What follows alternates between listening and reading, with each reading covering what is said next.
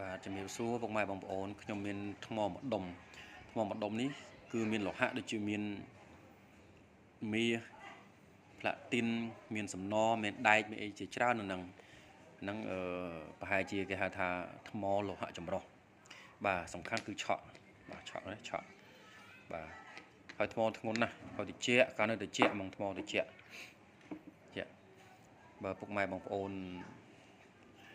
ចំណាប់អារម្មណ៍អីអាចជាវយកទៅឆ្លាក់ជារូបបដិមាក៏បានឬក៏ទៅដាក់ក្នុងផ្ទះឲ្យត្រជាក់ទីជុំក៏បានដែរបាទខ្ញុំមានម្ដុំហ្នឹងទេម្ដុំហ្នឹងចូលប្រហែលជា5គីឡូជាងធ្ងន់ជាងថ្មយើងធម្មតាទៀតបាទធ្ងន់ជាងថ្មយើងធម្មតាចូលប្រហែលជា7-2 ដងបាទហើយវាសំខាន់គឺឆក់បាទឆក់គួរសមដែរឆក់